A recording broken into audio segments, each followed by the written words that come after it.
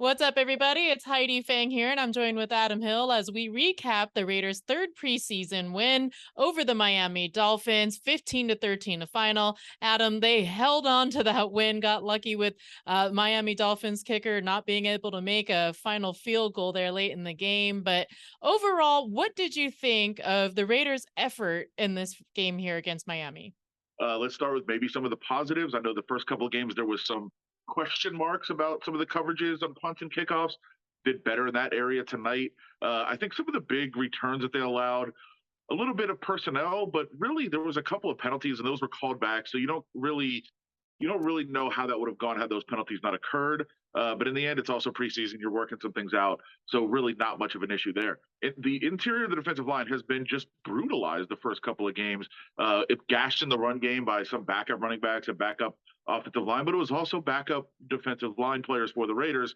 That was cleaned up tonight. Some of that was Jonathan Hankins being back in the lineup. Some of it was just guys kind of putting their foot in the ground and saying, we're not going to let this happen anymore. So I thought that was impressive.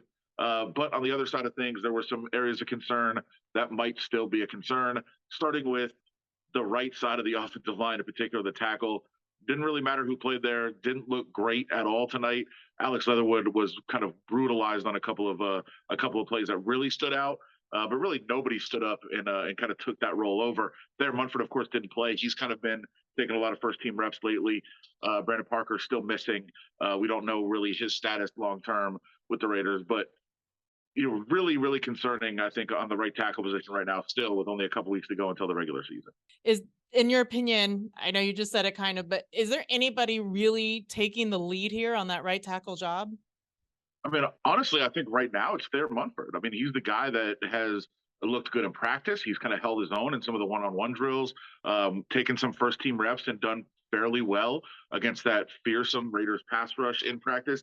Now we don't know what his injury is. We saw them leave the field the other day during practice with some athletic trainers. He has not returned to practice and obviously didn't play tonight. So definitely wanted to hear what the long-term status of him could be. But right now, I think he's the guy that's kind of stepping up and taking control of that position, at least for now.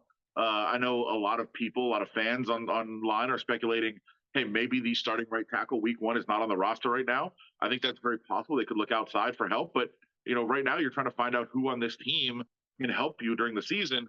And, while I saw some good plays from Alex Leatherwood tonight, I think there was plays that you look at and say, wow, that guy was picked in the first round for a reason. He's really got a lot of talent.